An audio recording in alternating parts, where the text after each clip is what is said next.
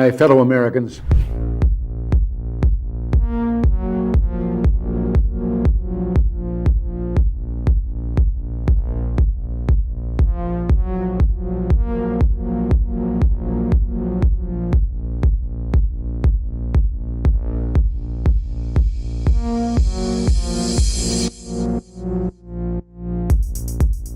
I can no longer remain in today's Democratic Party that's under the complete control of an elitist cabal of warmongers who are driven by cowardly wokeness, who divide us by racializing every issue and stoking anti-white racism, who actively work to undermine our God-given freedoms that are enshrined in our Constitution, who are hostile to people of faith and spirituality, who demonize the police but protect criminals at the expense of law-abiding Americans, who believe in open borders, who weaponize the national security state to go after their political opponents, and above all, who are dragging us ever closer to nuclear war.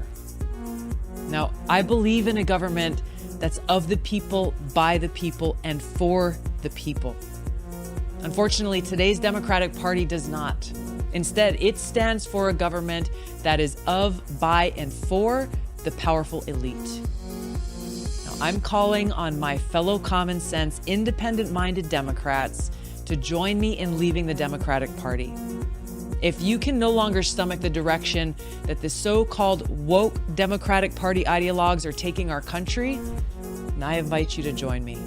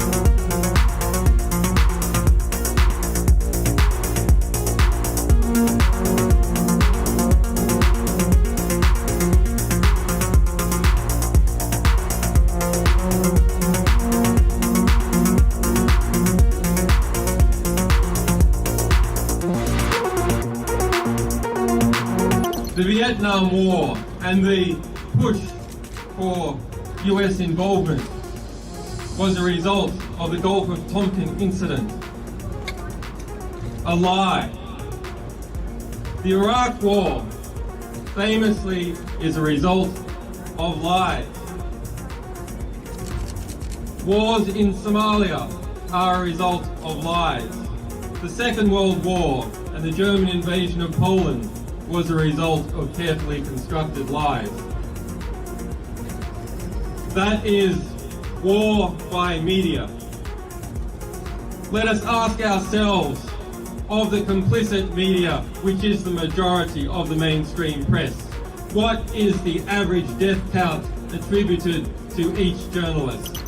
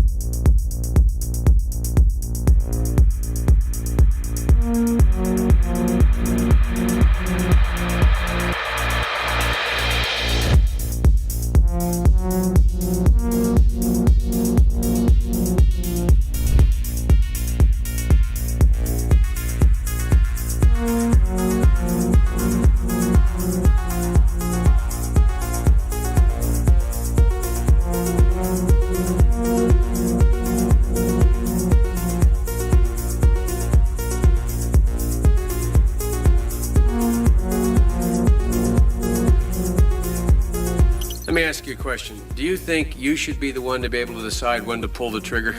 No, sir. Isn't that what this is about? If you adopt the position that any time you are denied, your particular, there's 4 groups out there, and inspectors, you're the group you headed, anytime you are denied, that ipso facto requires the United States and the Security Council to act on what they said they would do, which is to use whatever means necessary to take on Saddam Hussein so you can get into that particular facility. Is that not correct? Is that not your position? Mr. Senator, I have a job to do, or I had a job to do, and that was to disarm Iraq in accordance with the provisions of relevant resolutions. With all due respect, I'm not trying to be confrontational. I'm trying to get this as clear as I can. I really mean this now. You have an absolute logic. You put together a very tight syllogism here. You've indicated that your job is to disarm. The only way you can disarm is to have access. The only way you can have access is either with permission on the part of Iraq, or if denied, forced access, right? Compelled access. Compelled. Well, okay, compelled. You sound like the lawyer and I sound like the military guy. I mean, compelled, where I come from, when my old man said you're compelled, it meant I was forced. I mean, it was a real simple proposition. It wasn't much to debate. Now, there is a clear logic to that. And that's what I mean when I say I respect your position. But that means that whenever you choose a target that warrants inspection and you are denied, that ipso facto, at that moment, the only way your position can be satisfied or sustained is if the UN Security Council or the United States, acting unilaterally, uses force to guarantee access. Is not that true? Yes, sir. Now, that means that you get to choose the time and place when we would use force, if we use force. No, sir. Of course you do. If you choose the site and it's denied. And we coordinate with the member states to include the United States. Exactly. And prior to us going in, we have their agreement that this indeed is an inspection worth doing. Okay, inspection worth doing, everybody's agreed it's worth doing, and it gets stopped. Yes, sir. At that moment, we're an automatic pilot as far as you're concerned. Period. No ifs, ands, or buts. Now, I respect that. But now, it seems to me the Secretary of State might have a slightly different problem. Secretary of State might be sitting there and saying, now look over there on that side. Now, I remember so-and-so and so-and-so and so-and-so, and the 12 people on this side, they're all the ones that said they didn't want to use force. Now, I'm going to have to go tell the President now that we should, or Secretary Cohen, unleash whatever it takes to get it done. And our military assessment is the same as the Major's. The Major's assessment is, privately held but publicly acknowledged later, that airstrikes alone aren't going to do this. Saddam's not going to cave on this. So, now here's the deal. I recommended the President have at it and let the chips fall where they may. A reasonable position for the Secretary of Defense, the Secretary of State to take. But I respectfully suggest, Major, they have a responsibility slightly above your pay grade. Slightly above your pay grade. To decide whether or not to take the nation to war alone. Or to take the nation to war partway. Or to take the nation to war halfway. That's a real tough decision. That's why they get paid the big bucks. That's why they get the limos and you don't. I mean this sincerely. I'm not trying to be flip. Because I think, and that's why I said at the outset, the reason why I'm glad you did what you did, we should come to our milk. We should make a decision. But in terms of whether the Secretary of State has no more to consider than you do as the arms inspector, you didn't get in, didn't get my job done, get me in.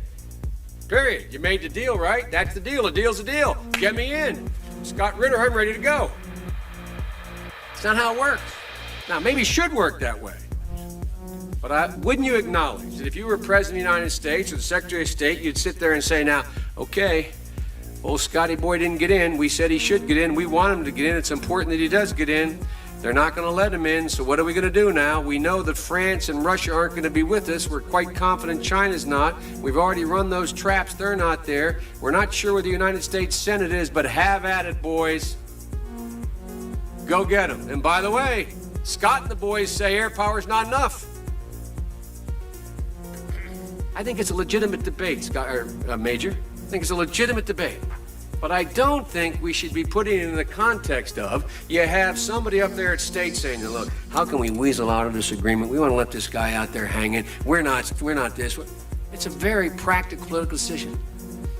Same kind of decision General Powell made. Same kind of decision President Bush made. Every president, every Secretary of State has to do it. Like I said, they get paid more than you. Their job's a hell of a lot more complicated than yours. They may have made the wrong decision, and you brought it to light. We should address it. We should say straight up where we are, and we should do it. And for that, I thank you. But it's above your pay grade.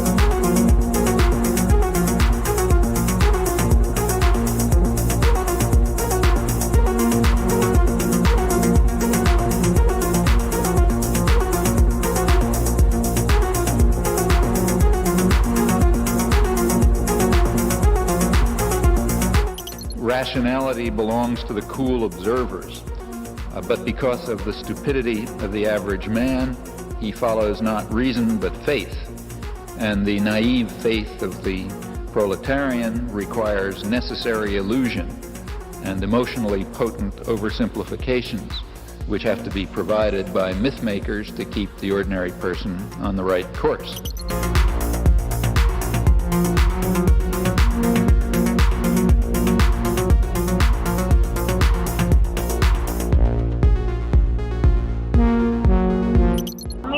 That I'm allowed to ask you this question is because today the federal court ruled that the government doesn't have the right to determine who is or is not a journalist.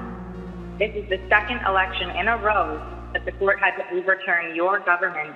Do you still insist on being able to make that decision, and why?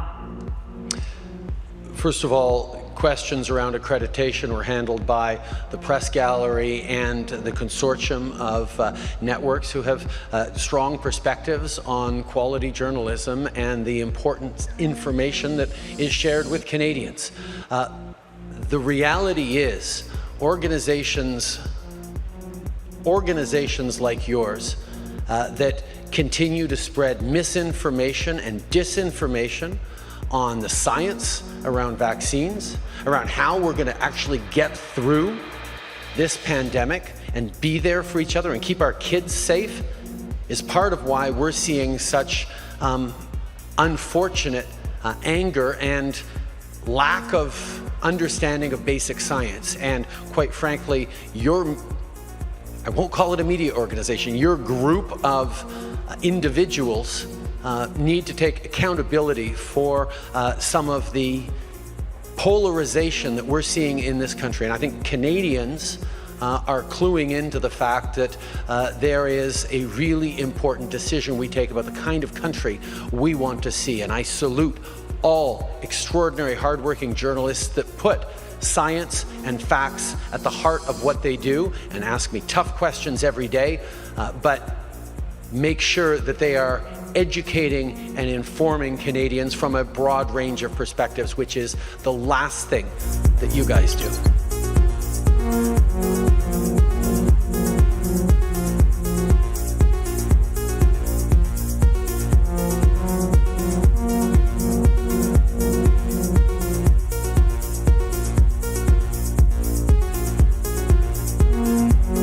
Killed a million people in Iraq. That is a separate... You killed 1 million people in Iraq.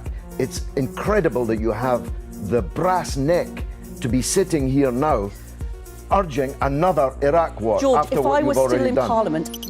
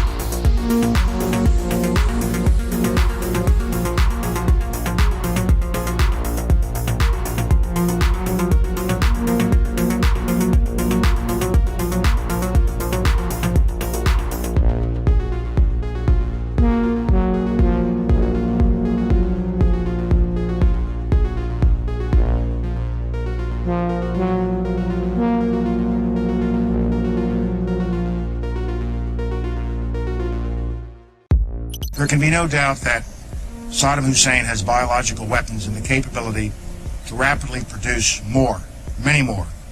And he has the ability to dispense these lethal poisons and diseases in ways that can cause massive death and destruction. If biological weapons seem too terrible to contemplate, chemical weapons are equally chilling. UNMOVIC already laid out much of this, and it is documented for all of us to read in UNSCOM's 1999 report on the subject. If we consider just one category of missing weaponry, 6,500 bombs from the Iran-Iraq war, UNMOVIC says the amount of chemical agent in them would be on the order of 1,000 tons. These quantities of chemical weapons are now unaccounted for. Dr. Blick says, quipped that, quote, mustard gas is not marmalade. You are supposed to know what you did with it. We believe Saddam Hussein knows what he did with it, and he has not come clean with the international community. We have evidence these weapons existed. What we don't have is evidence from Iraq that they have been destroyed or where they are. That is what we are still waiting for.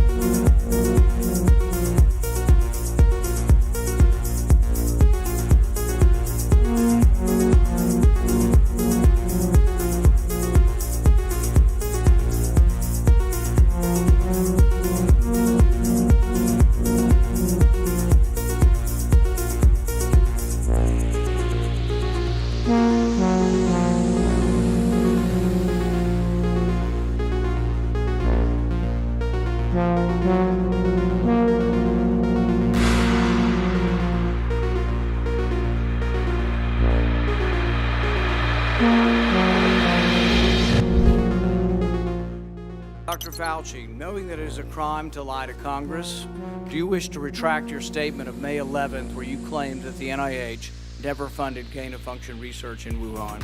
Senator Paul, I have never lied before the Congress, and I do not retract that statement. This paper that you are referring to was judged by qualified staff up and down the chain as not being gain of function. Let me finish. You take an animal virus and you increase its transmissibility to humans, right. You're saying that's not gain of function? Yeah, that is correct. And Senator Paul, you do not know what you are talking about, quite frankly. And I want to say that officially. You do not know what you are talking about. You get NIH, one person. Let's read from the NIH definition of gain of function. This is your definition that you guys wrote. It says that scientific research that increases the transmissibility among animals is gain of function. They took animal viruses that only occur in animals and they increased their transmissibility to humans. How you can say that is not gain of function? It is not. It's a dance, and you're dancing around this because you're trying to obscure responsibility for 4 million people dying around the world from a pandemic. And let's send Dr. Fauci. I have to, well, now you're getting into something. If the point that you are making is that the grant that was funded as a sub-award from EcoHealth to Wuhan created SARS-CoV-2. That's where you are getting. Let me finish. We don't know. Well, wait a minute. It did come from the lab, but all the evidence is pointing that it came from the lab, and there will be responsibility for those who funded the lab, including yourself. I totally This committee will allow the witness to respond. I totally resent the lie that you are now propagating, Senator, because if you look at the viruses that were used in the experiments, that were given in the annual reports, that were published in the literature, it is molecularly impossible. No one's saying those viruses caused it. It no is one is molecularly. Those viruses caused the pandemic. What we're alleging is that gain-of-function research was going on in that lab, and NIH funded it. That is not. You can't not. get away from it. It meets your definition, and you are obfuscating the truth. I'm not obfuscating the truth. Senator You are the Paul's one. time is expired, but I will allow the witness to. Let me just finish. I want everyone to understand that if you look at those viruses, and that's judged by qualified virologists and evolutionary biologists,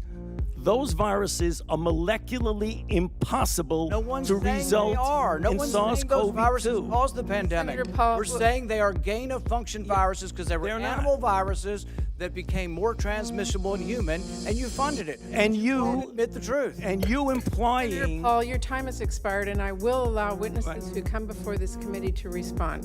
And you are implying that what we did was responsible for the deaths of individual. I totally resent that. And if anybody is lying here, Senator, it is you.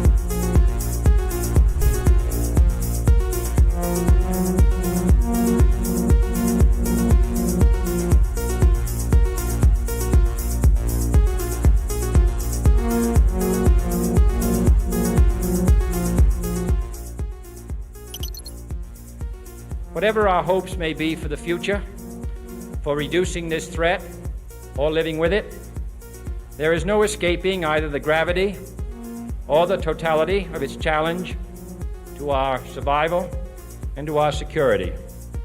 A challenge that confronts us in unaccustomed ways in every sphere of human activity. This deadly challenge imposes upon our society two requirements of direct concern, both to the press and to the President.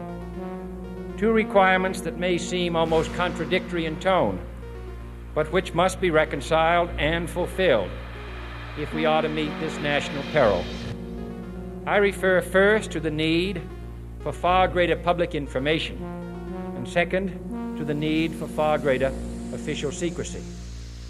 The very word secrecy is repugnant in a free and open society, and we are, as a people, inherently and historically opposed to secret societies, to secret oaths, and to secret proceedings. We decided long ago that the dangers of excessive and unwarranted concealment of pertinent facts far outweighed the dangers which are cited to justify it. Even today, there is little value in opposing the threat of a closed society by imitating its arbitrary restrictions. Even today, there is little value in ensuring the survival of our nation if our traditions do not survive with it. And there is very grave danger that an announced need for increased security will be seized upon by those anxious to expand its meaning to the very limits of official censorship and concealment. That I do not intend to permit to the extent that it's in my control.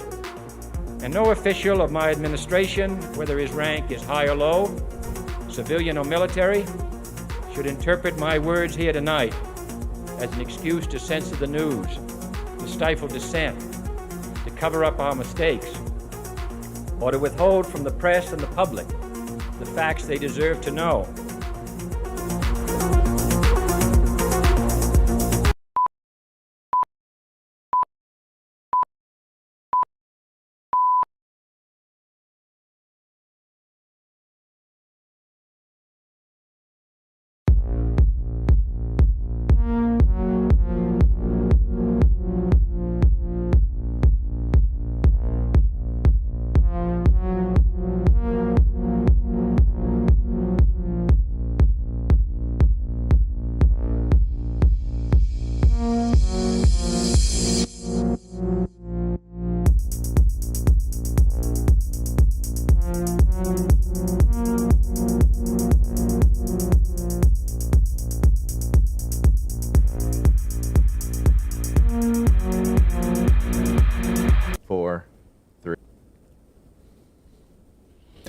Hey everybody, on this Monday, welcome into Redacted. I'm Clayton Morris. I'm Natali Morris. And on this show, we seek the truth wherever it takes us, covering the stories the mainstream media largely ignores. So thank you so much for subscribing and becoming a part of our community here. And if you subscribe, your name will pop up here like Gary just did. So when Gary became a new rebel, welcome in, Gary, to the rebellion. So we've got a bunch of big stories. A lot of stuff happened over the weekend, of course, and late Friday night. Things happen, big document dumps that they don't want you to know about. So we're going to be covering that. But we're also going to be looking at, because now the WEF, the World Economic Forum, Klaus Schwab and his merry band of global elites have gotten together. They've set up a 2-mile perimeter, no joke, 2-mile perimeter, so that the media, the press, cannot attend. They cannot be anywhere nearby. So all of these elites fly in on their private jets, and they're going to tell us how to live our lives. And we were going through the agenda items. It is just stunning stuff that's in these meetings and what they are planning to do over the next couple of days. Exactly that. Plus, we're going to give you an update on the war in Ukraine. Ukraine says that Russia has targeted a civilian apartment building, but we have conflicting information about that, and we're going to present both to you. Yeah, and also in Ukraine, of course, a big warning from Vladimir Putin and the defense ministry on the Russian side as to a false flag attack. So we're going to be going through the very latest from Russia on that. We're also going to look at the latest economic data because, boy, we get some World Bank data on how bad this economy actually is. And we're getting word that the United States government is ready to start printing more money again, like they didn't learn their lesson before. What will that do to the U.S. dollar? What is it already doing to the euro? We're going to be looking at the fallout and what, the coming concerns about a recession for 2023. Plus, we are going to talk about the CDC announcing a link of adverse effects for the COVID vaccine. We are not going to do that on YouTube because you know that that's a fine line, and YouTube rules are very specific about what you can and cannot say about the CDC and the COVID vaccines. Now, the CDC is saying this themselves. We are going to present you the data. They've said that this new data about the COVID booster warrants investigation, and basically that's it. They're not going to investigate. Their investigation was a press release. It's really stinking outrageous. Please join us on Rumble to go through that because I don't know what to say about this, but I have a lot to say. Come over and I will say those things. I don't know what to say, but I will have a lot to say. So I do know what to say. Stand by for that. Plus, we're also going to look at the COVID death data numbers because, well, these numbers could all be faked. So now we're hearing from a CNN anchor, CNN doctor on all of this. So all of that and more as Redacted starts right now.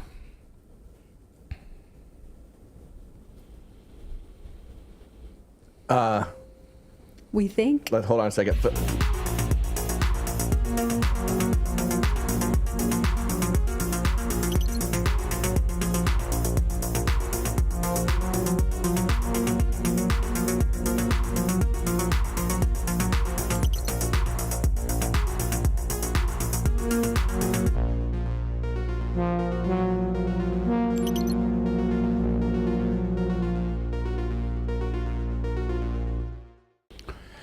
All right, welcome in on this Monday. So glad to see all of you. Ben Harris, thank you for your super chat. So Redacted is live in the Philippines at 5 a.m. And so I watched the replay later while I was there. 5 a.m. in the Philippines. How many people are joining us live in the Philippines right now? If you're watching us live in the Philippines, you must be a night owl, working late. Or a morning person. Or good to see all of you guys. Welcome, welcome, welcome. Thank you so much for...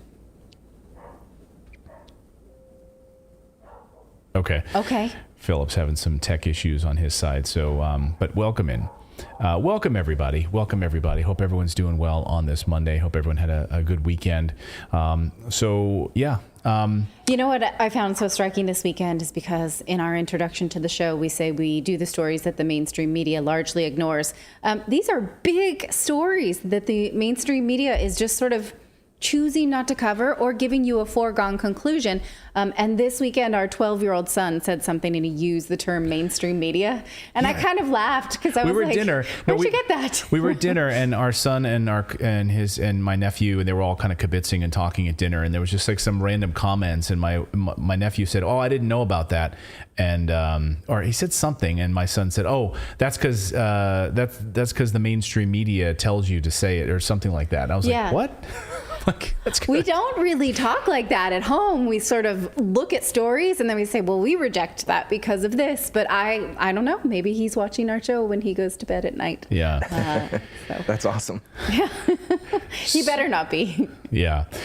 So we've got a lot of stories to get to on this Monday. Very, very busy show. We worked hard all day on this show for you, so we hope we bring you value and bring you some news that you're not going to see other places. We do have a daily newsletter, which also we work hard on, and it's totally free. You can sign up if you go to redacted.inc, not .com. Go to redacted.inc. Put in your email address, and you'll receive a welcome email from us. You have to verify it, though. You have to go, because like Yahoo and Gmail, they want to verify it. So go to your email, find it in your spam folder or your inbox, and click yes, verify. And then tomorrow morning around 6:30 a.m. Eastern time, depending on where you are in the world, Eastern time is when we publish it.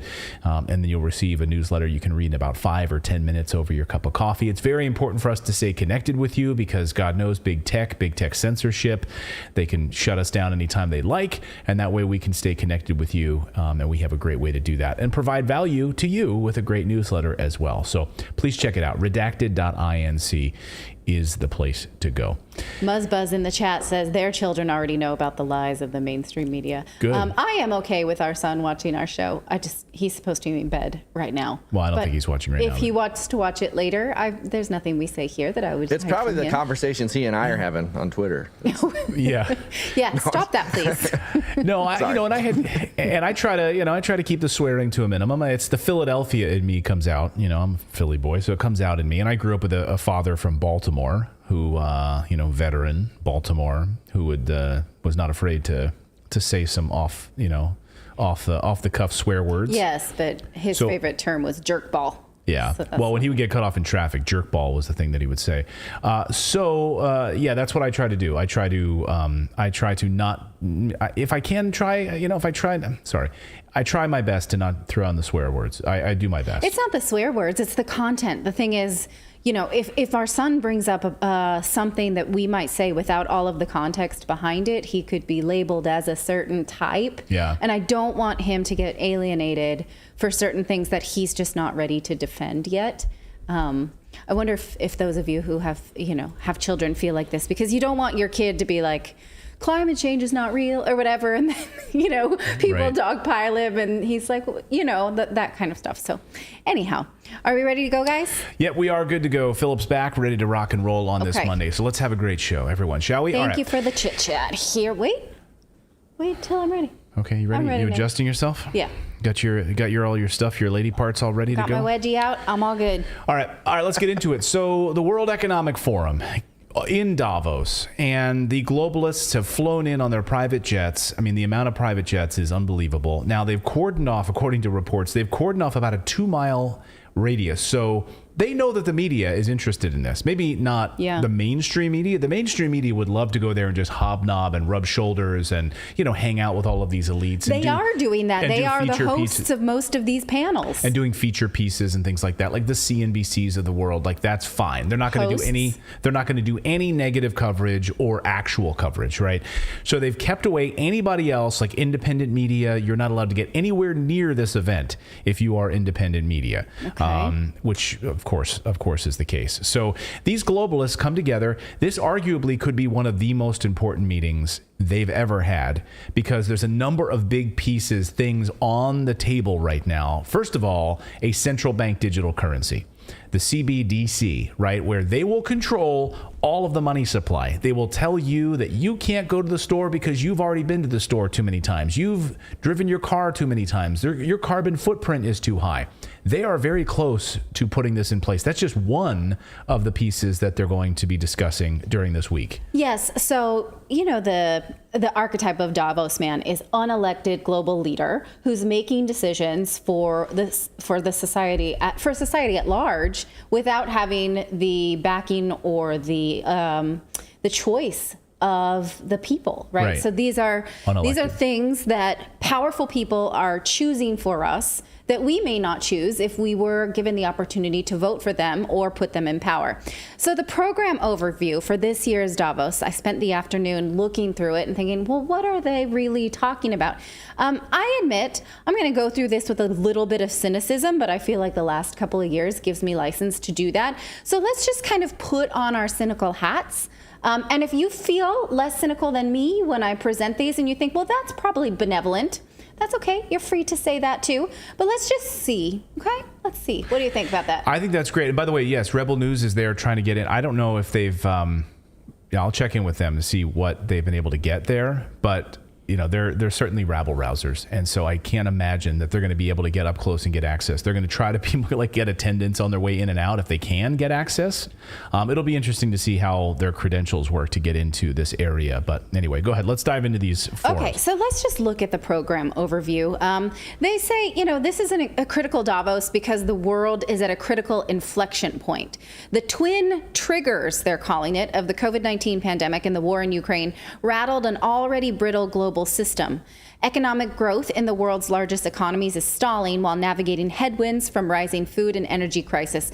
Now, my issue with this statement is that it implies that these things are just happening to us, as if no humans made decisions about these things happening. Even if COVID is a naturally occurring virus, the global response was, I think we can agree, disproportionate and run by the attendees of this conference. Largely, that's putting it nicely. That's giving them the benefit of the doubt. The climate in Ukraine, well, we're going to talk about how they talk about this one, as if none of them have any responsibility at all there. So let's go over what they think. Now, there are plenty of climate conferences, business decisions with climate in mind, nuclear energy, all kinds of, energy companies talking about this. They're not calling this a new world order, but I identified what I might think is a new term for this. Tell me if you think this sounds like a rebranding of new world order. Deglobalization or re-globalization? That's their panel name, deglobalization or reglobalization. Like, has globalization broken down to the point where we can no longer, count on ketchup bottles or beer or whatever in the grocery store? Or is this just a re-globalization? Like the new world order, basically, right? Is that what you read into that? Yes, okay. Exactly. Interesting. And look at these panelists are... Ian Bremmer, of course. Alex Jones, a huge apology. Who does? Yeah. Me? We all. Yeah. And how do you re-globalize the world? Well, information control is obviously very important. So just like last year, there are a ton of panels on disinformation and misinformation, like this one here. Clear and present danger of misinformation. Public speakers by the New York Times. Yes, I really want to know what they think about misinformation. U.S. House of Foreign Affairs, Congressman Seth Moulton. Interesting, so many American companies and U.S. participants on this panel. I wonder if they will address the fact that the U.S. exports disinformation. In fact, we know that from the Gattaca report that came out at the end of last summer. We know that Central Command was perpetuating disinformation campaigns in Arab-speaking countries. And what if you don't want to participate in the type of information that they want you to, and you may be more disinformation leaning, maybe you're guilty of wrongthink. Well, this panel gives me a clue to what they might do if they think that you are involved in disinformation. Notice here, go ahead and put it up on the screen, calling disrupting distrust. Does anything jump out at you? One panelist jumped out at me as extremely upsetting because why, I ask you? Sarah Goss. Why would MasterCard be participating in a panel about disinformation? Why should our money and our banking system be connected to disinformation? Well, we don't have to guess because we lived through the year 2022. We saw it happen in Canada to truckers. Right. Who had their bank accounts seized for protesting vaccine mandates. We saw PayPal change policies to say that they can now fine you from disinformation. So I don't like that at all. A banking company getting on board with a disinformation panel. And what if Well, that's Go ahead. I was going to say that sets it up for what they've been talking about. Like if you commit a crime or if you owe on your taxes, that they can just go right into your account and either like pause it, freeze it, and make it so you can do nothing. You cannot exist in society without your money unless you've paid the fees that you owe the government. Yeah, that's exactly. what it sets up. And that, Rebel News, I should point out, is Canadian, and so that's one of the reasons why they're there, because so many of these policies have adversely affected Canadians this past year, or in 2022. By the way, I should point out, Rebel News tried to get some answers from BlackRock, went to their tent, tried to get some answers, and they were kicked out. They're like, they're not allowed to go in the event. They're like on a perimeter, and they got kicked out. They're like, no, this is not an open event. You need to get out of here. So they tried to get some answers. Good for them, but they've been kicked out left and right. Now, what if you are guilty of wrongthink, but you don't say anything online? You don't participate in what they would call disinformation. Can they still know? Maybe they can if this panel has its way. Ready for brain transparency? Yes, I've been waiting for brain transparency. This is a real Davos panel. Of course, guys. I'm sure Elon Musk would be a part of the promise of neurotechnology to improve lives and gain insight into the human brain. How that's growing. And also, secondly, second topic in descending order, how can we uphold data and privacy and personal freedom? Yes, we want into your brain. We'll give you some privacy, though, and freedom. Yeah, you can go do what you want, but you're just going to be thinking about must go get booster. Yes. Right. There's something in my brain is telling me to go do this. Something. Now it does say it's there. Go ahead, Philip. I just can't wait until they advertise. I just can't wait until they advertise directly into my brain. That's what I'm excited about. I mean, it's already. I want advertisements. Don't you feel like it's already happening, though? Yes, there were two things last week that I was thinking to myself and said out loud to nobody and got ads for. Yeah, there was something you and I were driving and talking about something, and then later that afternoon there was this ad. No, that doesn't count. If we're driving with our phones in the car, that absolutely no, okay. Right? But I'm talking about something that I thought about in my brain, and then I got, I said it to nobody, and nobody said it to me. Maybe subliminally it was put in my brain first, but I don't know. Brain transparency. I mean, the panel says here it's to improve lives and gain insight, right, into the brain. So I don't know. I hope we get some answers from these people. And, let me just say, I know I keep coming back to the independent media that's trying to get answers from this, but they're getting kicked out. I think True North is there. There's a couple of, but they're being kept away. So their whole goal is, as these panels wrap up and people walk out of these panels, they're trying to get answers from these people. And no one's taught. I would love to see any brave people walk up to an independent media camera and actually answer questions about this. Are there approved media there? Are there some approved media that okay, you can have this section and you're the only ones allowed? Oh, yeah. Oh, yeah, of course. There's hosted by, so you'll get the Andrew Ross Sorkins and the CNBC and the Bloombergs, they'll be there approved and get covering. But you want actual answers from independent media? Good luck. Good luck. My heart is with all of the independent media people that are trying to get answers. Good luck to all of you. We support independent media. I hope we get some good answers. And what about transparency of movement? Now, this is something that's new to me. We just talked about brain control. Brain transparency is what it's called. Just keep that thought in your mind that's what it's called, them linking into your mind to see if you are thinking correctly. Brain transparency. What about this? They're just forcing us to be transparent with our thoughts. Battery passports. Yeah, you'll love this, David. Look, this is something that's also new to me. Well, what is a battery passport? I thought maybe it would be my passport with a battery that reminds me to go and renew it or something. No, that's not what it is.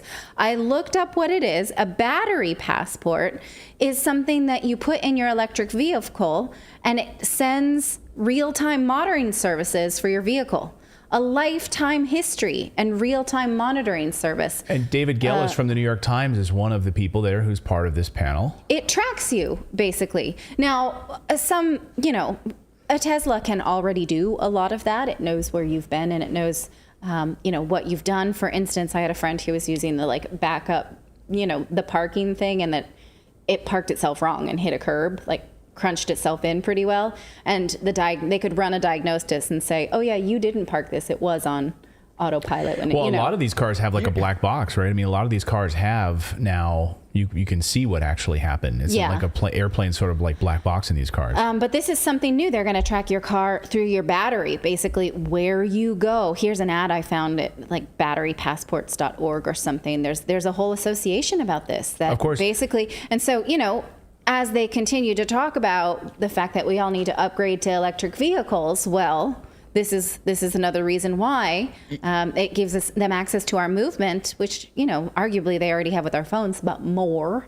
Who's trying to say something? You know what's sad about this? Like, the sad thing is, with all of these technologies they're talking about, because people are so lazy, they can sell these as conveniences, and people will buy into that. People would buy into, we can track you because then we can tell you, like, how much gas you need, like, so you can budget for the year. Like, they're going to be able to just sell this stuff by the conveniences of it and not give you the nefarious side of it, which is the part we should all be worried about.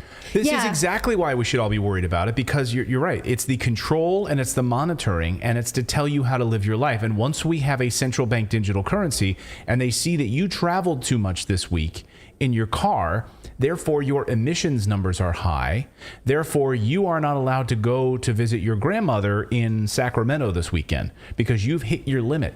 Right. And we're not going to give you the money. We're not going to give you your monthly stipend of cash.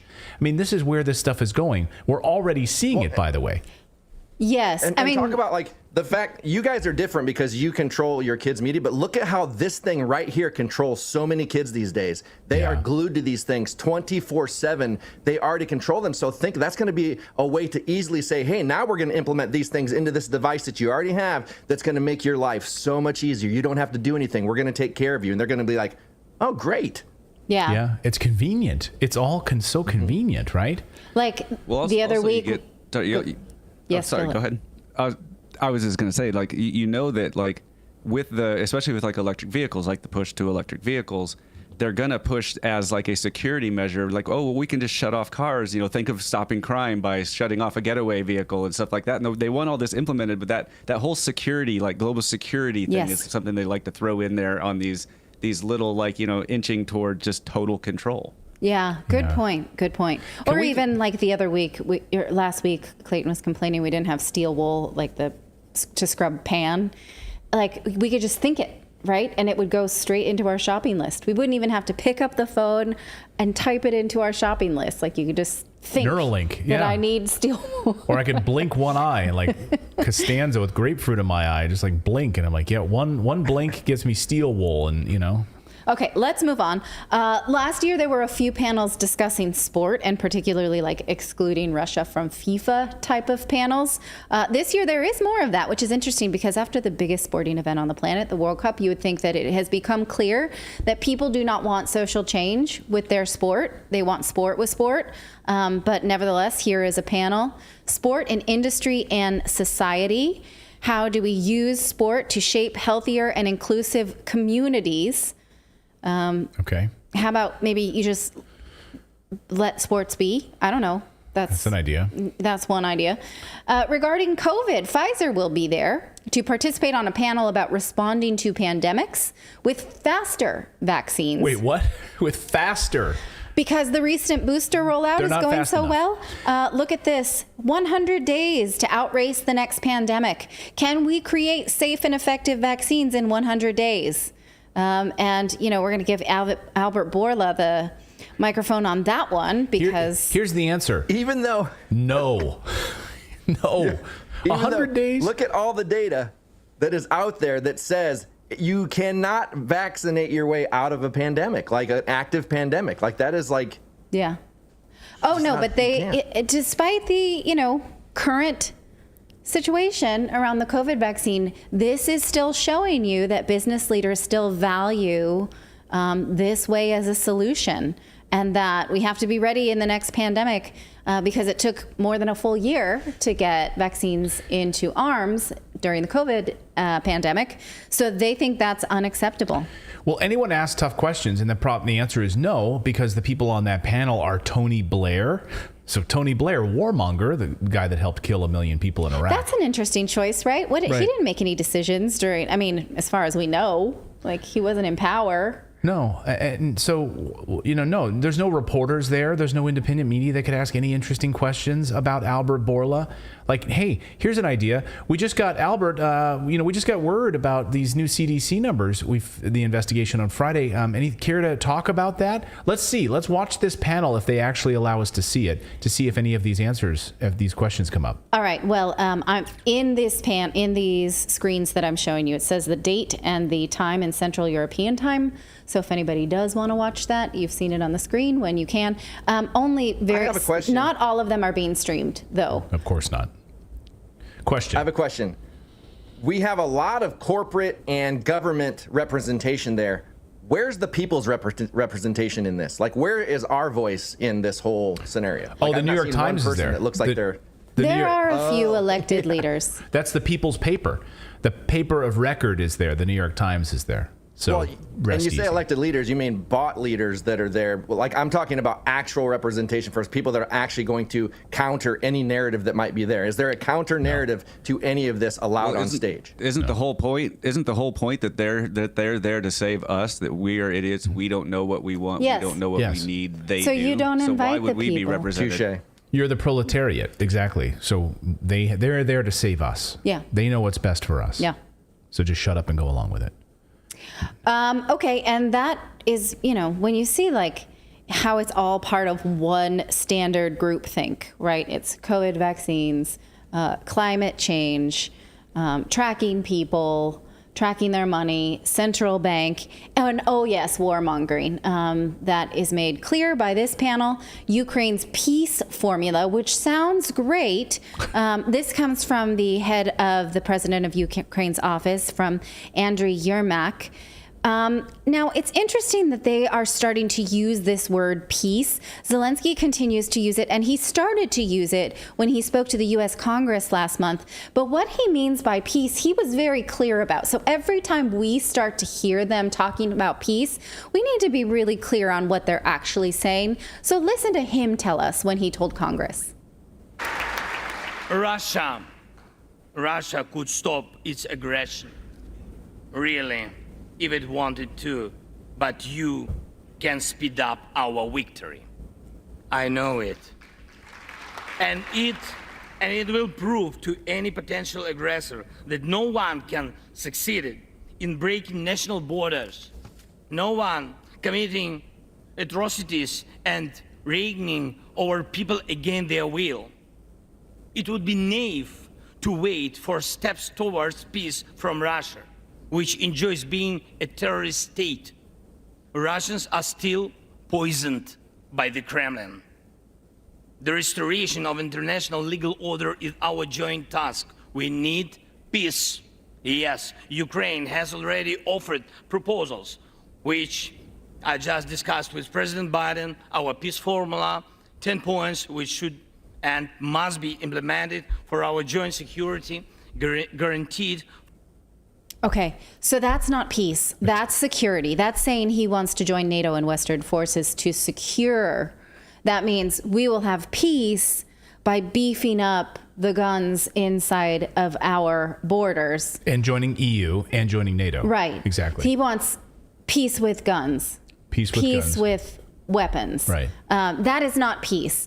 That is not a plan for peace. That's not, in fact, a plan for peace would be showing up to peace talks. But Zelensky passed a law last year making it illegal for him or any Ukrainian leader to even attend peace talks. No, this is the beauty of language, right? This is what politicians have known for about 20, 25 years now, at least in Washington, have written the rule book on language. When you name something, right, when you call it the Clean Air Act, even though it's the opposite of the Clean Air Act, then you take ownership of that language, right? So you take ownership of peace. Now Zelensky is talking peace, 10-point peace plan, which is not a peace plan at all, but now they own that language. Right? Yes. And so people who might, find him inspiring say, see, he really wants peace for his people. But what he's asking for is money and guns and to join Western forces. I feel like that's an abuse of the word peace. Now, meanwhile, what do the globalists want to do about Russia? Well, they have a panel mapping Russia's trajectories with no Russians on the panel at all. In fact, they want to discourage the world from doing business with Russia in any way. And they're doing so with lies. Now, keep this on the screen, please. Do you see that it says in the panel discussion, Russia's economy is predicted to contract by up to 6% in 2022, even in context of record energy prices. So what are the key scenarios for Russia in its next, military, domestic, and economic posture? Well, I don't know where they get this 6% number. That is 2 times too high. The Russian central bank puts this number at 3%, that the Russian economy will contract by just 3%. Here's a news release from mid-December where the governor of the Bank of Russia, Elvira Nabiullina, at a press conference was predicting a 3% decline in GDP. Putin had put that number at 2.5. So where are we getting this 6% number at Davos, where we're just discouraging people to do business with who we think is the enemy? I'm just asking because the media keeps telling us that Russia is collapsing under sanctions and war. But take a look at the dollar to ruble just this year. This is the ruble to dollar, excuse me. This is over the last year. It's up 11%. It's up 11%. Year. Okay. And so, globalists can decide not to play with Russia or not. That's fine, but they shouldn't be telling us lies about the fact that it's because the economy is shrinking when that may or may not be true. This is not a true mapping of Russia. It's an anti-country propaganda, and it comes across as insincere if you're not going to tell the truth. And Putin just came out with a speech saying our economy has stabilized and everything is going according to plan. Now that's, you could say, that's Russian propaganda coming from the president, but based on numbers about the economy. So, and there is support for these numbers. So this is not just like randomly making up 6% numbers at the WEF to put on a pamphlet for an agenda item. It's really, really weird. Okay. And then finally, of course, we're going to get some interaction, maybe some sound bites with our favorite globalists. This is an all-star cast. Can you guys think who might be missing from this panel? Well, I was going to ask about Bill Gates. I was wondering, I was like, where is Bill Gates in all of this? He's not going to be on this United Nations address, but the World Economic Forum president will be there, and so will Klaus Schwab. Klaus Schwab will make a repeat appearance in a special address by Olaf Scholz, the Chancellor of Germany. So, hopefully, he'll make a mistake and tell us what he really thinks, like he has in the past, because these are just my picks, like my MVPs for most concerning panels. I think these are good ones. So let's just recap, right? Brain transparency. Yeah. Control of your carbon emissions, basically tracking your movements via automobile. The Ukrainian peace plan trajectory. Tracking Russia's aggression trajectory. That's a panel. Yeah, getting banking involved in misinformation campaigns. Right, and the distrust. And the whole battery thing tells you that how big of a push there's going to be for the electric cars. We already know that that's coming. Electric cars, electric stoves, no more gas, no more gas cars. Yeah. Yeah, so this is their plan, of course, to move towards these zero carbon emissions and destroy our energy. I mean, these guys, the people that are right now in Davos, are the ones responsible for this energy crisis. They are the ones who drove the policy that we're now seeing enacted around Russia. It came out of Davos. It came out of the World Economic Forum, these unelected leaders. So when you can't pay your energy bills, and we just did a video, we're going to break down all of this data, the energy crisis in the United States, we're seeing for kilowatt hour is surging right now. The cost of natural gas surging across the United States, across the board. And now people are taking on additional debt. $16 trillion in debt is the American debt burden right now for Americans. Credit card debt. $16 trillion in debt. The highest it's ever been, and a huge increase over last year. So Thanks, World Economic Forum. You're taking care of us. Now that wasn't all right. So let's just all of the activities, right? The panels. No. Where's the one on nuclear? There is. Nuclear energy? There's two. Okay. There's two. On how the benefits or the? No, it's actually nuclear. I said it just like you. You're rubbing off. Thank you. Nuclear. Saying it like George W. Bush. Fusion. Fission. No. Fusion? Fusion, the emerging technology that we told you about recently, not the one that is actually currently available in some places if politicians allow them to be. We're talking about the innovation of what could be but will not be for at least 5 or 10 years. So let's just quickly go over the vocabulary, because I want you to say that you heard it here first. Okay. When people start to use these words in a way that's empowering, and you can say, oh, I'm calling BS on that. That sounds like a control mechanism. So again, it's not a new world order. It's a new government order. No. What is it? We went over this. I know. I'm sorry. Reglobalization. Thank you, Philip. Okay. All right. Okay. It's not, mind control. It's brain transparency. Yes. Thank you. It's not controlling your movement. It's in your car. It's a battery passport. Battery passport. Okay. And it's not warmongering in Ukraine. It's a peace program. Peace plan. Okay. Now you know the language. You can listen for it, everybody. The language is rubbing off. Philip got an A. The rest of you are a C. And typical. Okay. We can move on now. I mean, we got all but one and we get a C. That's kind of... I know. What kind of curve are you... Isn't that 1 out of 5? How many was there? How many were there? I think you're just siding with the academic. Well, if there were 1 out of 5, then you got an 80%. So that's a low B. All right, I'll take a low B. Okay. I don't know if there were 5 now that we're we're running on the fly here. I'll take a B. How'd you guys do in the chat room? Did you guys get it okay on Rumble? On Rumble, how'd you guys do? Did Miss Shangto in 1984 get it? Let us know in the chat how you guys did. Dean Reddy, Jamie Turnage, welcome everyone. If you subscribe to the channel, B+. I got a B+. I'll take it. Subscribe to the channel. Your name will pop up here on the big screen. That was B-. B+. We got more news to get to here on this Monday. We're going to talk about the Russian false flag warning that we're going to hear from Ukraine. We're also going to look at the latest on the economic news on a recession in the United States and how that's spreading around the world, according to the World Bank. We're also going to look at the CDC investigating the vaccines and so much more. But first, let's talk about Russia. It is a false flag time. So the Russian Defense Ministry has issued a troubling warning that something big is about to happen in Ukraine. Now, Ukraine has been bombing its own grain storage facilities over the past few months. You know this. The mainstream media has been ignoring this story, of course, but if you've been following us here on this show, we cover this news.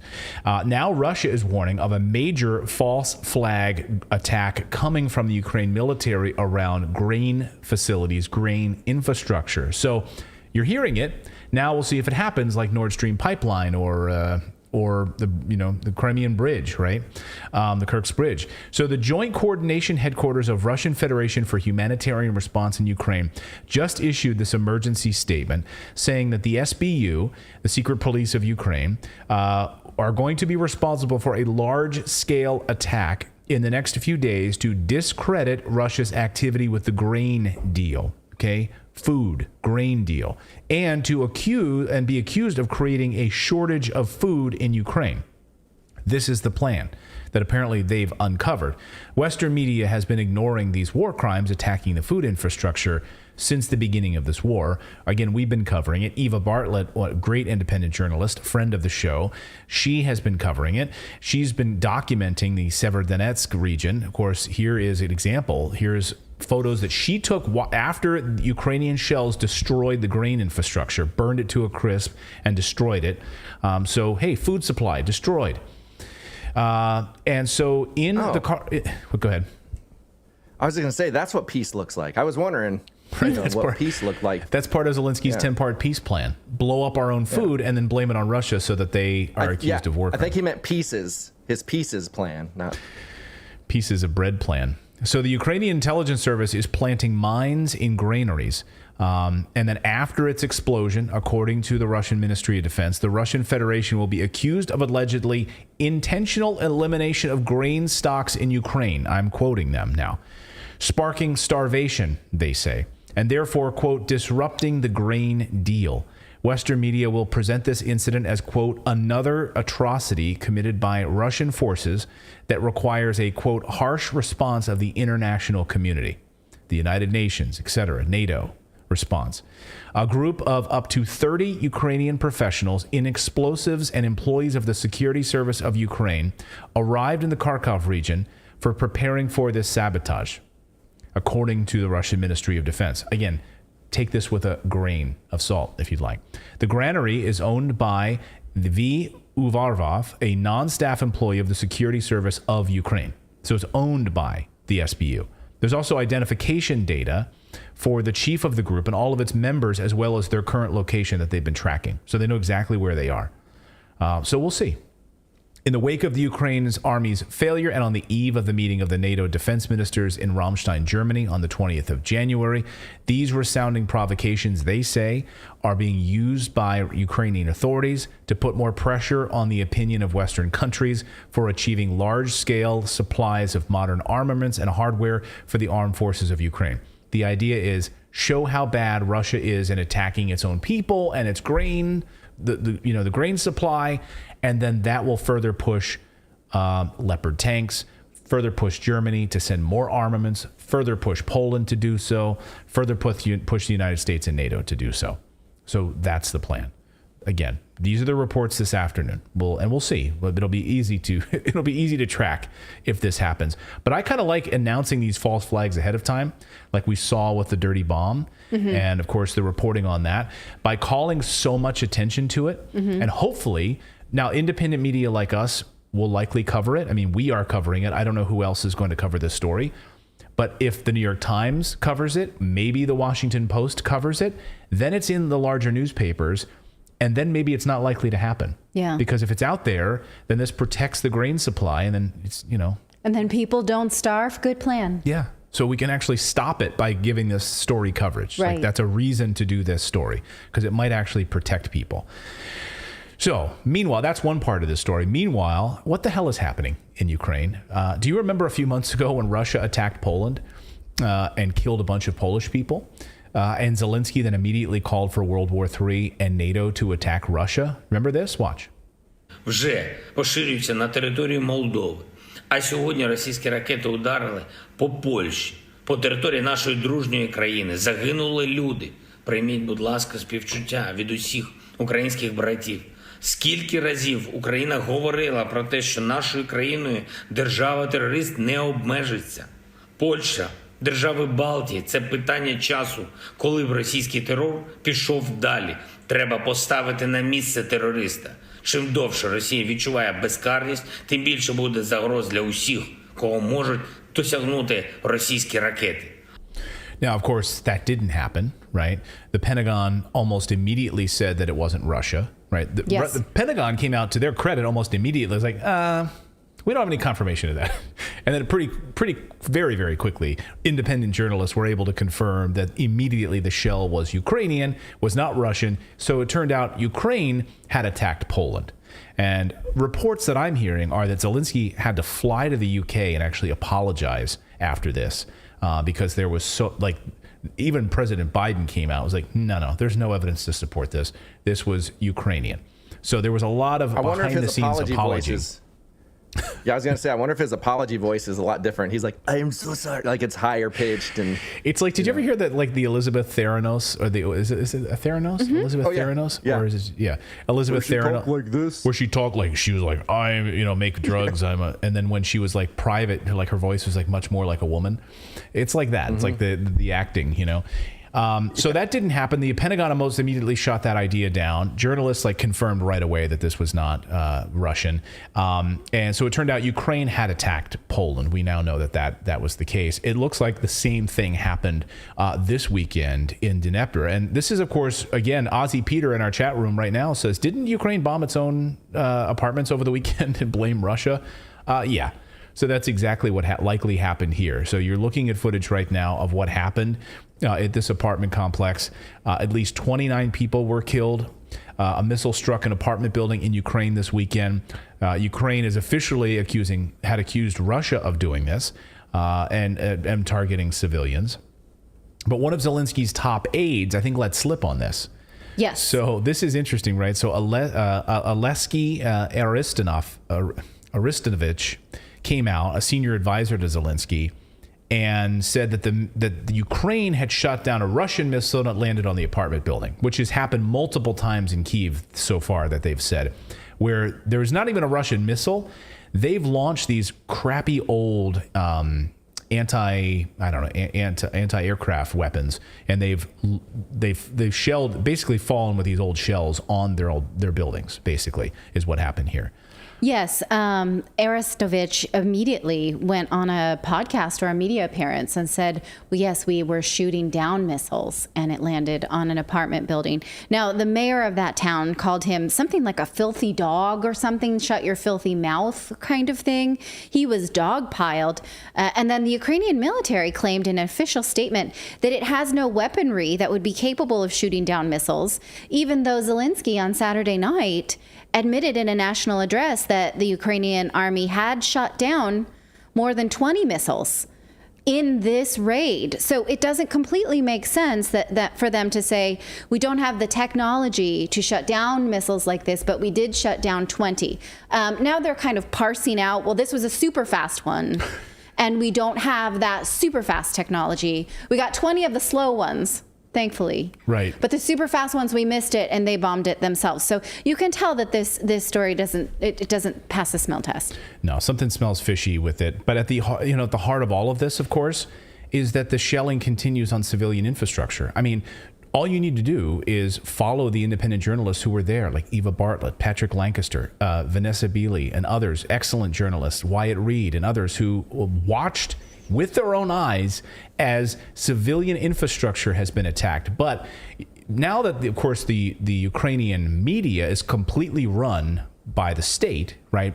Zelensky has gotten rid of any media that's not run by the state, gotten rid of opposition leaders. So this is the democracy that, of course, the West is fighting for. Oh, he got rid of religious leaders just 2 weeks ago. He passported, he stripped religious leaders that were not Christian, Christian of their citizenship. Right. Get the heck out of here. And political Bye. opponents. And political opponents. And opposition. So that's democracy. Well, and I want to say that's Kamala Harris's democracy in action. We've been covering this since last February, right? When this all started happening, and every single story that comes out of there has fallen apart. And it's so crazy that people still believe a narrative that Russia's going to just go do this, and then they're going to go to Poland, then they're going to go to all these other countries and start taking it over, while it's actually what we are doing. And it's like they still believe this narrative, and I just don't understand how so many people can still believe it when all of these stories fall apart. But it's propaganda. It is. It's total. That's the reason. It's almost like once a media organization reports something, whenever they go back and they make an edit, it's down at the bottom, edited. Nobody sees that stuff. And it's the same with this stuff. That's why they like to get the information out so quickly and say these things, because then you have a vast number of people that just put it as their main narrative, and they will die protecting it. And then we that do the digging find out the truth, but then those people won't listen to us because they've already planted that flag on the propaganda.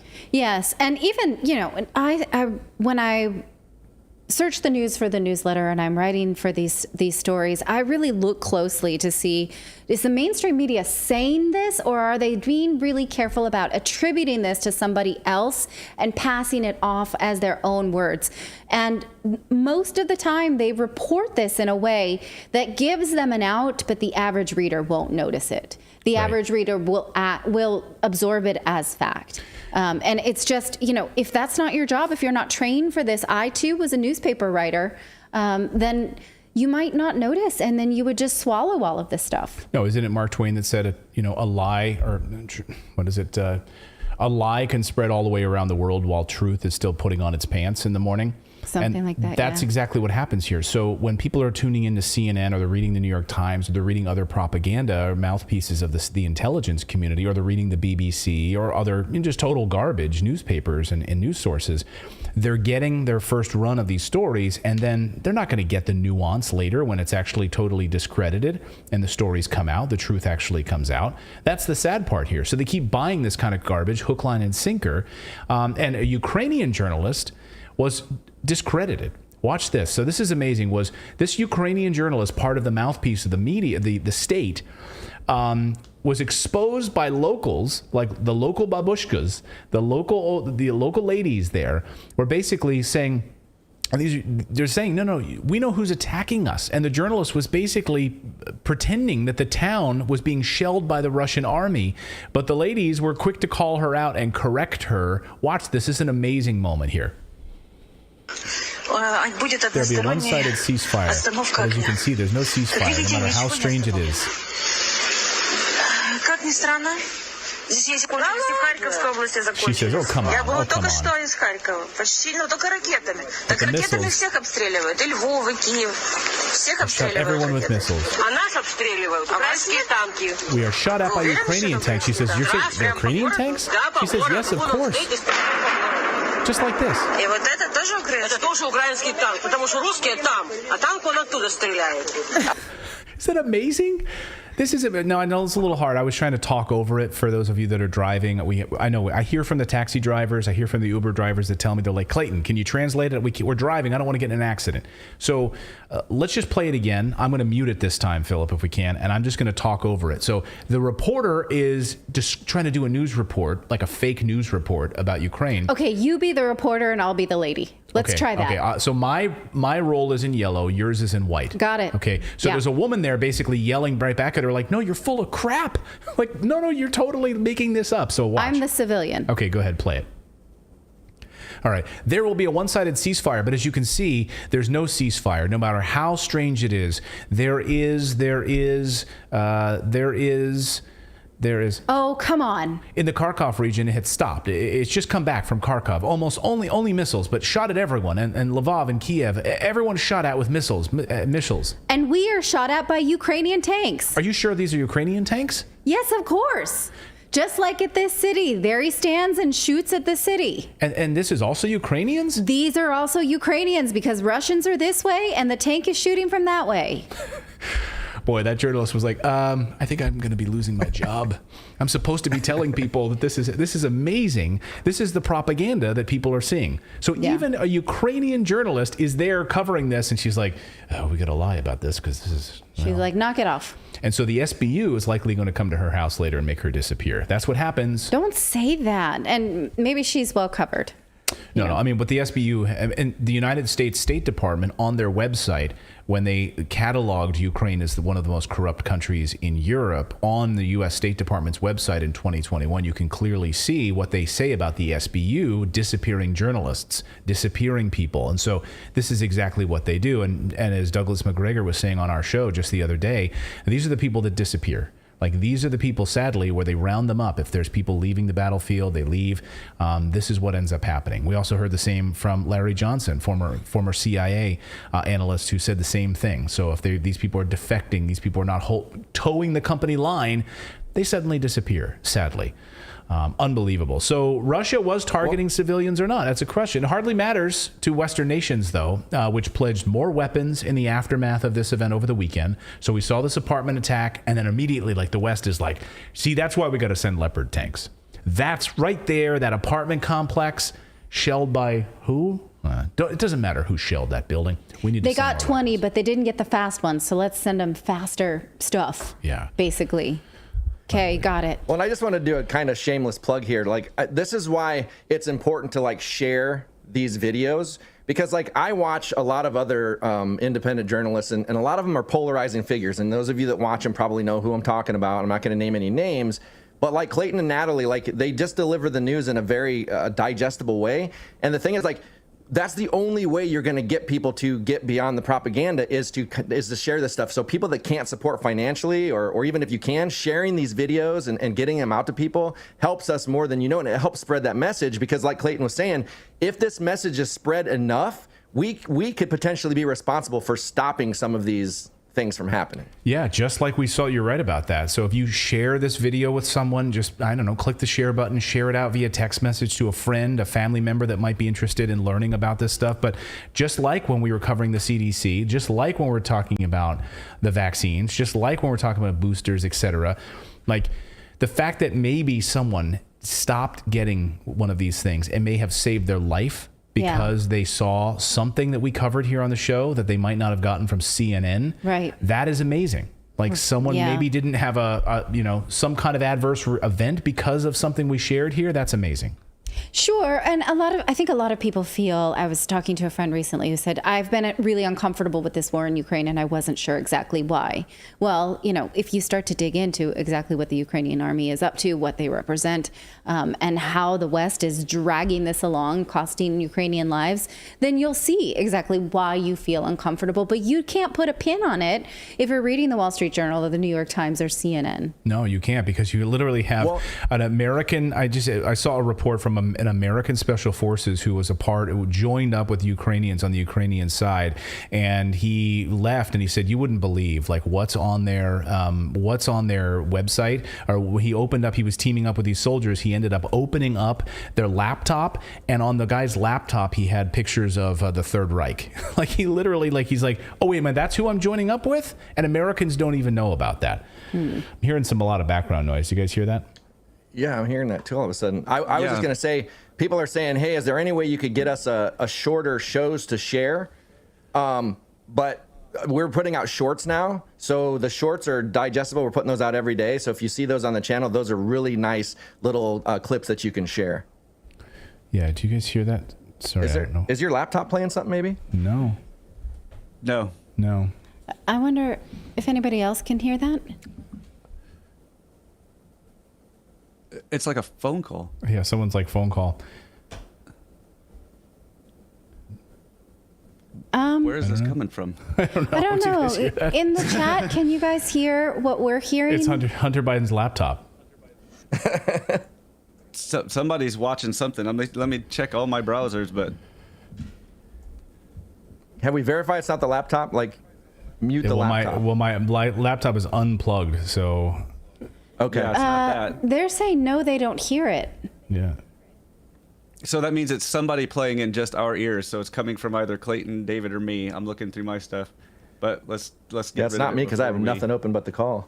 Yeah, someone's saying that there's it's something about someone's hosting a show and she has hosting experience and recent. Yeah, I'm gonna pop in and see. Grim says that it's not going on stream. This is the weirdest thing. I'm sorry then if you're watching us. I'm gonna pop in and check the audio and see where it's coming from. Okay. Yeah, so you guys watching the show understand we're hearing this in our ears, so it's kind of hard for us to talk about other things because that's it's overpowering. It's really strange. Did you ever? You can see it? Yeah, it's call, so hang on. We have somebody on a call. There, you just fixed it, whoever it was. Oh. Yeah. And somebody was using a David Talk? Yep, I'm still here. All right. Okay, so yeah, it was somebody was connected to their video call. I've had that happen before because with these setups, I've had it happen before where I had a client a couple years ago that just all of a sudden I was editing and working, and then all of a sudden I hear somebody talking, and I'm like, what on earth is going on? And I could not figure it out, and it was just because one of those calls was connected. So yeah, I shut it off. Okay. It's one of those days. Today I was putting Eve to bed, and one of her little stuffed animals in the corner started making some talking noises, and she didn't seem thrown by it, but I was like, no one was there.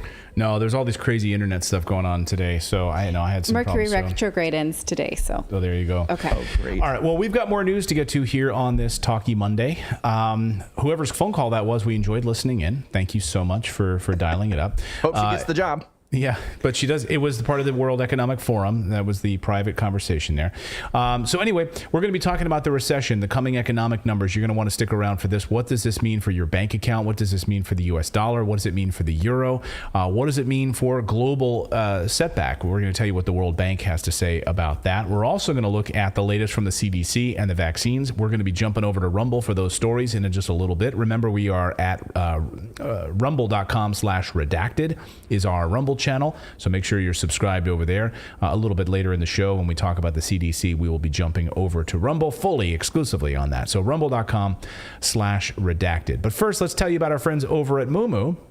Because right now you can get 15 free stocks just for opening an account and making your initial deposit. Again, you're not spending any money, you're just opening an account and you're activating it. And you can just do nothing ever else with that account if you don't want to. You can just let those stocks grow in this great account. So it's a trading app, and it works on the Mac, Windows, it works on your Android device, it works on your iOS device. And you launch it, you download it, and you get 15 free stocks after you make your initial deposit and you get your account up and running. So it's a great trading app. You can set alerts, dive into all sorts of different news events, learn about different commodities that you'd like to trade. I'm a huge fan, of course, of different commodity stocks like uranium and gold and silver and things that we desperately need. You're seeing gold and silver, of course, surging recently because 6-month highs right now because of what's happening in the broader global economy. And Gerald Celente, our friend, thinks that we could see gold prices surging, silver prices exploding over the next few months as we continue to print more money in the U.S. economy. So right now, get your free stocks by going to redacted.inc/Mumu. Again, that URL is redacted.inc/Mumu. Well, now to the economy. What is happening with the global economy? Some really troubling signs over the past 48 hours. Americans facing huge numbers of job losses. The Great Resignation, we're getting a price tag on that. Food prices skyrocketing. Egg shortages. Peter Schiff says 2023 could be the worst year yet for the U.S. dollar.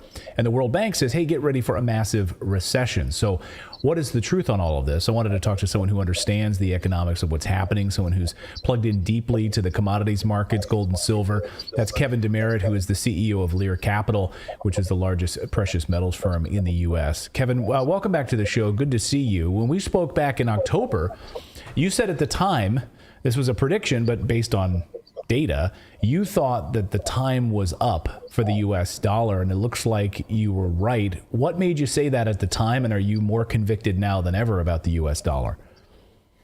Well, I am. I think the World Bank, who you brought up, came out and said they slashed their growth forecast from 3% on a global basis to 1.7% per year for 2023.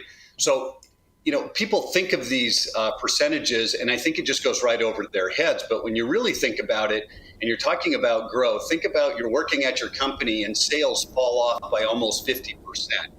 It's a huge issue. And we saw growth falling off in companies and throughout the economy, and now it's being confirmed. So when you see that growth fall off, you usually see a dramatic fall off in the value of your currency, and the US dollar should have, like Peter Schiff was saying, in our opinion, one of its worst years in 2023, and I think it might even continue into 2024. But Clayton, one of the things that the World Bank also said that I think is something people should really pay attention to is the global economy was going to go from 3% growth to 1.7%. In the article, they said the U.S. is going from growth of 2.4% to 0.5%, which is an 80% decrease in growth. And that's really going to hit the dollar hard. And in addition to which, I want to get your take on this: China, Russia, Saudi Arabia. I mean, even the Glenn Beck radio show yesterday, he went into great detail about the coming ditching of the U.S. dollar. We've been hitting that drum here on the show for the last year to 2 years. A lot of these major world economies, the BRICS nations particularly, running away from the U.S. dollar. Do you see that continuing or really ramping up in 2023? I do. There was an article out talking about central banks purchasing gold at the highest level for 55 years. I think the wild card here is China. Do they continue to hold our debt when inflation's running at 7%? Maybe it lowers to 6%, but they're only getting 3% on the debt that they hold, for U.S. denominated currency. So I think China continues to liquidate more and more, and they've picked their asset of choice, which is gold. They added 30 tons of gold in December, and they're back in the market purchasing, throughout January. So I think you're going to see more and more of those companies liquidating dollars and moving over to other assets, gold being a big one. Now, you're a gold guy. I'm a fan of commodities. People have heard me talk about that on the show. Gold, silver, of course.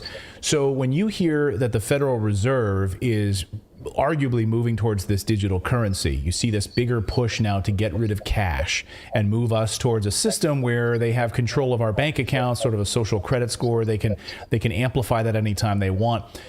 What do you see coming? I mean, what are you hearing from your gold clients? Are they concerned about this? Are they worried, or are they buying more gold because they know what's coming? What are you hearing in that regard on the digital currency side? Yeah, you're starting to see it in gold over the past 3 or 4 months for a few reasons. Number one, inflation. Number two, the higher interest rates. So gold benefits from that, which usually causes volatility in other markets. So people want to get away from that as well. But within that, you're hearing people talk about exactly what you just talked about. I like my privacy. Gold is one of the last investments where I get a little bit of privacy, and the government's just trying to get into my finances and my life more and more and more. So I need something that I can, at least have off to the side where every purchase I make, they don't know what's going on there. So yeah, we're hearing more of it, and I think you're going to hear a lot more of it as they talk about it more, because there's some tests going on with some of the larger banks with digital currencies, like we're seeing in China. And I think more and more of that hits the news, more investors will want to move over to something that they control as opposed to the government controlling them. Hallelujah. Amen. I mean, we've been saying that here on the show for a long time. Please, protect your family. Make sure that you're protected with things that you control and not these governments. I want to bring you this headline, which we just got from the Daily Mail. New graphic reveals extent of the Great Resignation. How many people have actually quit their job since 2021, and which industries have been hit the hardest? And what they're predicting is a massive amount of layoffs into this year, which will continue. We've been hitting the layoff beat here for quite a while, saying we're going to see a lot of massive job losses here in the first quarter of 2023. So some of the industries that have gotten hit hardest, hospitality has been slammed. And these new statistics coming from the Bureau of Labor Statistics show how this trend unfolded. A lot of these resignations started in 2021, pouring through 2022. And it seems like millions more are about to either choose to lose their job or be forced out of work. Kevin, what are you seeing on that side? Well, I think it's going to be a forced out of your work because, people can afford basic necessities right now more than they can. I'm going to go to Vegas, or I'm going to take a vacation, so on and so forth. So, I think that's going to be challenging for the market. Folks can't afford a lot of purchases, like I said, out of the necessity. So that leads to companies not being able to charge more for their products, even though their prices are going up. So, profits are shrinking. And so if you're in the entertainment industry, that's kind of the first place people say, let me pull back. I'm not going to go to the movies as much. I'm probably not going to go to a vacation or so on and so forth. They pull back on a lot of that. So I would see that accelerate. And then, with profit shrinking, you got to lay off people. You got to survive, and they can't pass on those higher prices. So they have to, find savings somewhere, and it's going to be on the people side usually. I wanted to get your take on the supply chain, and we'll get you out of here on this, Kevin, the supply chain issue. So we just got word. We're obviously been focusing on like egg prices, food shortages, high cost of food. And so over the past few weeks, Americans have been dealing with the high cost of eggs and talking about that. That's become quite a bit of a meme. But now we're hearing from farmers that are saying, don't believe all of this talk about avian flu as the cause for the lack of birds, the lack of hens. No. We simply can't afford it. That these farmers are now being squeezed out, and that's the reason why we're having these shortages. According to a couple farmers, the producers can't cover their costs, and now they have millions of fewer hens because they can't afford to feed them and take care of them, and now that means millions fewer eggs per day. Can you talk about the supply chain crunch?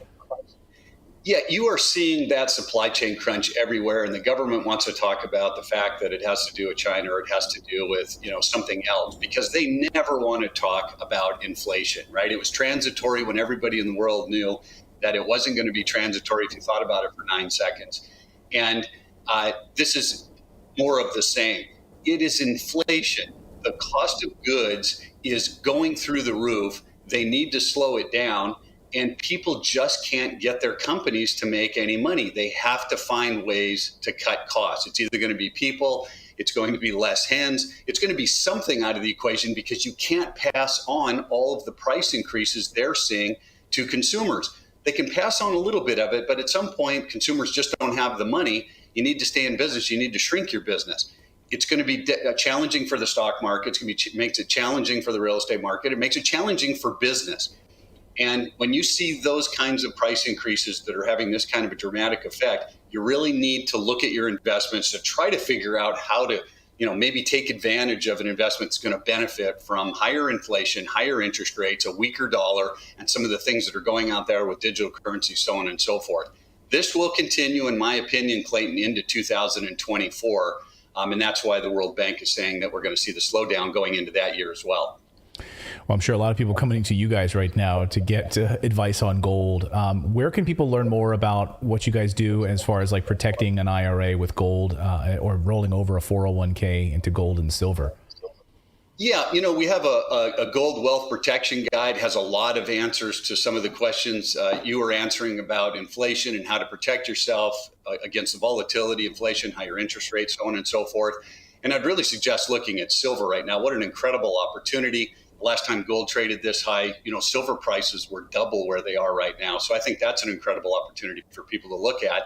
And I know we've set up a unique URL for your viewers, and they can go to the URL, fill out the information, and we will get them a full package of information free of charge. And then, if they like what they see, give us a phone call and we'll kind of walk through some options and help them out the best we possibly can. Yeah, I'm a big investor in silver right now, so smart play to really kind of protect your portfolio on that. We'll have a link in the description below if anyone wants to take advantage of that. Kevin, great to see you, my friend. Hopefully 2023 will be a good year for precious metals and commodities, something that we watch very, very closely, and hopefully people will protect themselves right now against this sort of cratering U.S. dollar. Thanks so much, Kevin. We appreciate it.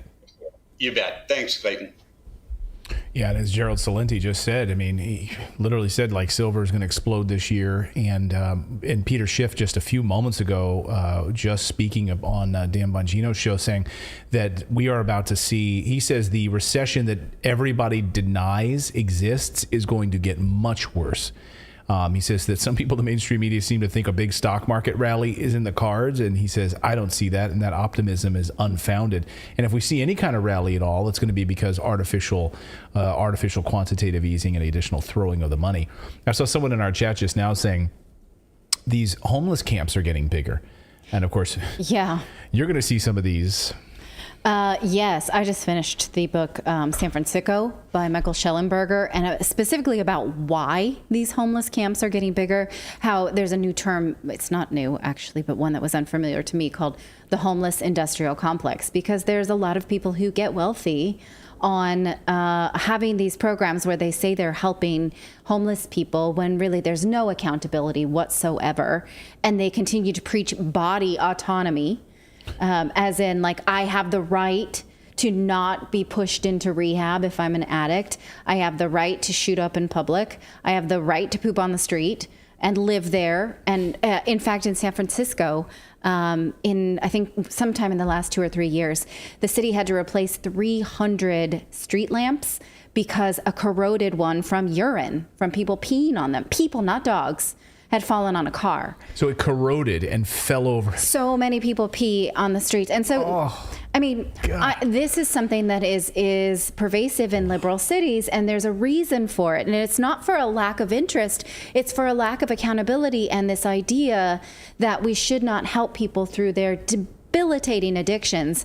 And when you actually, in these programs, trial programs where they have given homeless people houses, they say this is a success because the homeless people stay there for at least 2 years at a time.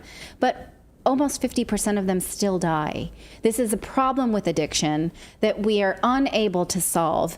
And while we bicker about the right way to do it, people will die. And these are people's children. I had an extended family member that was homeless in San Francisco. He has been since the 70s. Nobody's heard from him in decades.